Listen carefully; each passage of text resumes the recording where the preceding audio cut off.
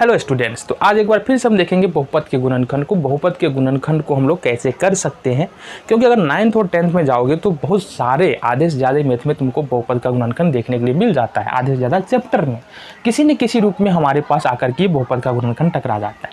तो देख लेते हैं कैसे गुणनखंड करेंगे। ये जो प्रश्न है देखो गौर से देखना, इसमें माइनस वाला प्रश्न नहीं है, सारे के सारे टर्म जो है प्लस में है और ईजिली तुम कर पाओगे। तो देखो बहुपद का गुणनखंड ये दो द्विघातीय बहुपद है। कितने घात है? हाईएस्ट पावर 2 है, इसका मतलब द्विघातीय बहुपद है। अब जब ये द्विघातीय बहुपद है ना, तो इसमें 3 पद है, गौर से देखना। पहला पद 4x², दूसरा पद 14x और तीसरा पद 6। पहला पद 3x², दूसरा पद 20x और तीसरा पद 12। ठीक है, यहाँ पर देखेंगे x² का गुणांक 4 है, x का गुणांक 14 है और अचर पद 6 है।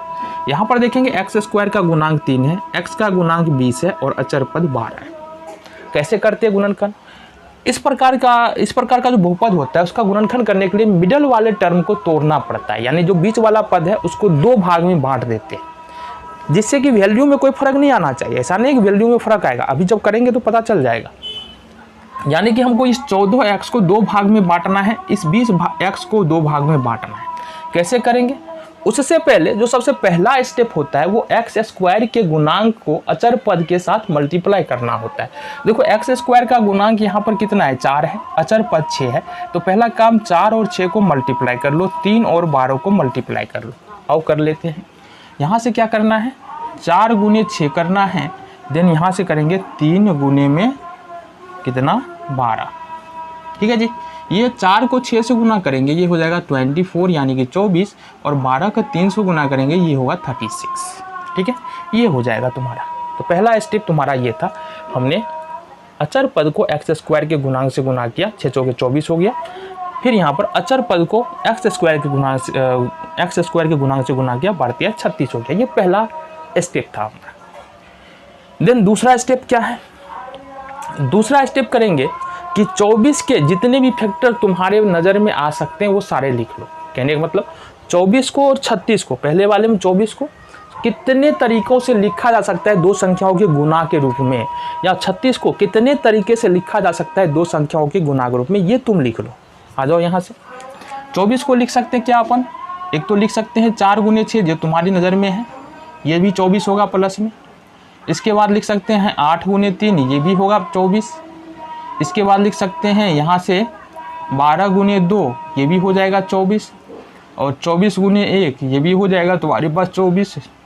ठीक है, तो इतने तरीके हैं जो जिसमें तुम 24 लिख सकते हो 2 संख्याओं गुणा के रूप में। लेकिन 36 को कितने तरीक़ों से लिखा जा सकता है तो देखेंगे, ये हो जाएगा 2 गुने 18 बराबर 36 हो जाएगा, 3 गुने 12 बराबर 36 हो जाएगा। देन इसी तरह से 9 गुने 4 बराबर 36 हो जाएगा। और भी हो सकता है, 18 गुने 2 हो गया, 9 गुने 4 हो गया, 12 गुने 3 हो गया। चलो ये एक हो जाएगा हमारा 36 गुने 1 बराबर तो भी 36 होगा। इतनी बातें तो तुमको समस्या होनी ही नहीं चाहिए। जितने संभावित फैक्टर हो सकते हैं ना, उतने संभावित फैक्टर हमको यहाँ से लिख लेने। देन दूसरा काम क्या करना है? ऐसे फैक्टर को चुनना है, पहले प्रश्न को देखेंगे, ऐसे फैक्टर को चुनना है, ऐसे गुणनखंड को चुनना है जिसमें दोनों गुणनखंडों का योग कितना हो? 14 हो। दोनों गुणनखंडों का योग कितना हो? 14 हो। कहने का मतलब देखो यहाँ गौर से देखना, 12 दूना 24 तो हो ही रहा है, साथ ही साथ 12 और 2 को जोड़ेंगे ना, 12 और प्लस 2 को जोड़ेंगे तो ये हो जाएगा 14, और 12 और 2 को मल्टीप्लाई कर देंगे तो ये हो जाएगा 24। समझ में आ रहा है बात?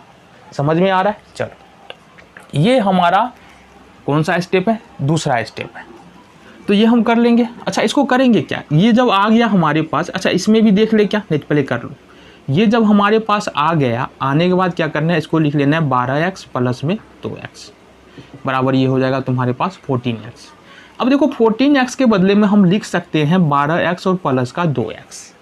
ठीक है, 14x के बदले में क्या लिख सकते हैं? 12x प्लस का 2x। इसी तरह से अब खैर यहाँ पर रुक जाओ, यहाँ पर रुको अभी। अब दूसरे वाले प्रश्न में आ जाते हैं। तो ये हमने पहले तो गुना कर लिया, फिर संभावित फैक्टर लिख लिया।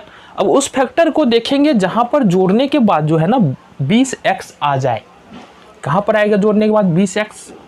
18 दूना 36, ये देखो 18 दूना 36 और 18 और 2 20, यहाँ से आ जाएगा तुम्हारा। मतलब यदि हम 2 और 18 को जोड़ते हैं ना तो ये 20 आता है, दोनों को मल्टीप्लाई करते हैं तो ये 36 आता है। ठीक है जी।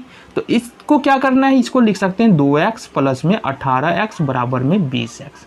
मतलब यहाँ से निकल के आया कि 20x के बदले में 2x प्लस 18x लिख सकते हैं। तो पहले वाले में हमने क्या किया था, पहले वाले में हमको लिखना है 14x के बदले में, ये देखो 4x स्क्वायर के साथ कोई भी छेड़छाड़ नहीं करना है, 14x के बदले में लिखना है 12x plus 2x, 12x plus में 2x प्लस 6। ठीक है जी, 6 के साथ कोई छेड़छाड़ हमने नहीं किया है। देन यहाँ पर देखेंगे 3x स्क्वायर के साथ कोई छेड़छाड़ नहीं करना है। 20x के बदले में हम लिख सकते हैं क्या, 20x के बदले में लिख सकते हैं 2x और प्लस में 18x और प्लस में 12 है तो 12 तो लिखेंगे ही, इसमें कोई संशय ही नहीं है। चलो अगला काम जो करना है, इसको एक्सपेंड कर देना। एक्सपेंड करने का मतलब क्या है, 4x स्क्वायर का गुणनखंड करो। क्या करोगे, गुणनखंड। 4x स्क्वायर का गुणनखंड क्या हो जाएगा, 2 गुने 2, 2 दूनी 4 हो जाएगा। देन x गुने x, इस तरह से। अगर हम 12x का गुणनखंड करें तो कैसे करेंगे, 2 गुने 3 गुने x, 2 दूनी 4, 4 तिया 12 हो जाएगा और x का x हो गया। ठीक है, तो इस प्रकार से तुम यहाँ से क्या करना है, इसको फैक्टर कर देना है, गुणनखंड के रूप में लिख देना है। करो जी, ये हो जाएगा 2 गुने 2 गुने x गुने x, प्लस है तो प्लस ले लेंगे यहाँ पर, फिर हो जाएगा 2 गुने 3 गुने x, फिर प्लस है तो प्लस ले लेंगे यहाँ पर, फिर आ जाएगा 2 गुने x, फिर प्लस है तो प्लस ले लेंगे, फिर 2 गुने 3, ये हो जाएगा 6। अब दो पदों को एक साथ रखो, कहने का मतलब क्या है, दो पदों को एक साथ रखने का मतलब गौर से देखना, यहाँ से लेकर यहाँ तक 2 पद आ रहा है, फिर यहाँ से लेकर के यहाँ तक 2 पद आ रहा है। क्यों 2 पद आ रहा है, बीच में प्लस आ रहा है, प्लस से 2 पद सेपरेट हो रहा है, फिर यहाँ पर बीच में प्लस आ रहा है, फिर प्लस से 2 पद सेपरेट हो रहा है। ये हमने कर लिया। सेम काम करना है हमको नीचे भी, यहाँ से 3 गुने x गुने x, 3x स्क्वायर का हो जाएगा, प्लस में 2 गुने x, 2x का हो जाएगा, प्लस में 18 को लिख सकते हैं 2 गुने 3 और गुने में x है तो x कर लेंगे, फिर प्लस में 12 आ रहा है तो 2 गुने 2, 2 दूना 4, 4 तिया 12। तो यहाँ भी क्या करना है, 2 पद को एक साथ रखना है। तो यहाँ से लेकर के यहाँ तक 2 पद आ जाएगा पहला, देन यहाँ से लेकर के यहाँ तक 2 पद यहाँ पर हमारा आ रहा है। अब देखो गौर से, पहले 2 पद में कुछ कॉमन है क्या, कॉमन कहने का मतलब जो इस पद में है वही इस पद में भी एग्जैक्ट है।